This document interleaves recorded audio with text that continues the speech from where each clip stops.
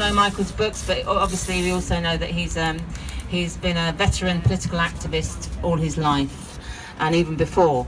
Okay. Even before his life. That's right. Does it work? Maybe I'll do without. I'll do without. It's easier. So, hello, friends, comrades, chaverim. That's Yiddish for friends, really. So, hi.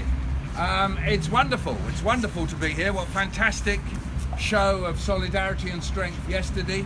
How many times have we seen strikes where the leadership have gone in and come out with a piece of paper saying that we've won, and perhaps the union has given in and have believed it, but the union was solid right the way across the board. What an incredible moment, and in actual fact have rejected the offer. So that is a wonderful moment. And then just as I was coming along the road, I had no idea that, of course, the picket line was there outside the old Deptford Town Hall, and buses, lorries, cars, all hooting.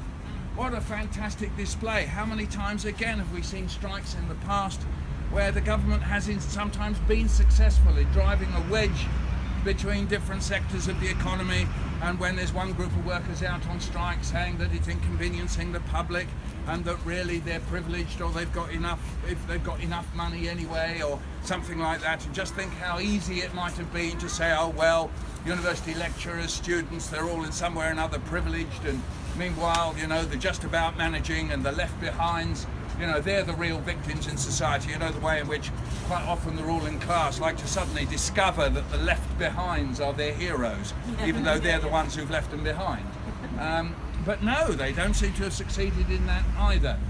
I think back to how I got involved in politics, and one of my first memories of union life was my mother saying to me in 1958, I think I must have been, what was I, 12 or 13, and it was the London bus strike. A long and bitter strike of the London busmen in the Transport and General Workers Union, and my mother saying to me when I was moaning a little bit about having to walk a bit further to school or catch a lift off somebody, and she said, well, don't forget to take some money for the strike fund to the Harrowweald bus garage.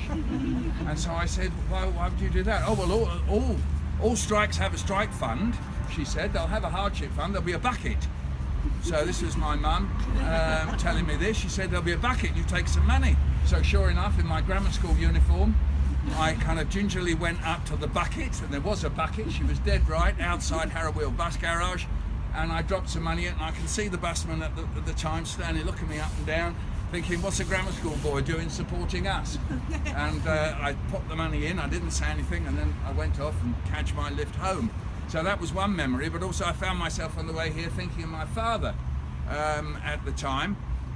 Well, actually both of them, they were in the NUT and fighting for equal pay. Some of you younger ones may not know that there was quite a long struggle by the NUT for equal pay, and they won it. But when, as you may know, when you win strikes and win pay settlements, you don't always get it all at the same time. So what happened was the government awarded this equal pay, but they said it's going to be stretched out over 7 years. So what used to happen was once a year, my mum would get, for 7 years, would get the increment. And she'd say, I've got the increment. And I can see her sitting there at the tea table when it comes through, and she's opened it up, and this is 3 years in, and she turns to us and says, boys, look, I'm 3/7 of your father. I'm 3/7. And he'd sit there shaking his head, killing himself laughing. He was in the NUT as well, he was a teacher. But actually, you know, you mentioned there that, you know, from being born and before, and this is quite true. One of the things that my father would often say whenever we talked about unions, he would mention his grandfather, or his Zayder in Yiddish, his grandfather, who came from Eastern Europe and had been in a union of Jewish workers called the Bund, and whenever unions were talked about when my father was a boy, so this is a man born in 1860, this man would say, what is a union? A union is a box of matches. It's a box of matches. 1 match, you break. 2 matches, you break. 3 matches, you break. Whole box of matches, you don't break.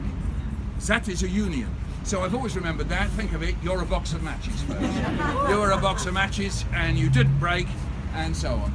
Just one thought, any strike at any time always means more than whatever it's about. So obviously this is about pensions, this is about unions, but it's always about more than that.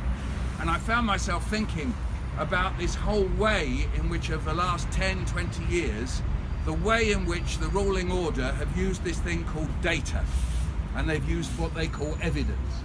And of course we all like evidence, you know, those of us who are dialectical materialists, we love evidence, we go around looking for it, but how come they have been so successful in turning this data against us? And so I wrote a little thing that I thought I'd read to you.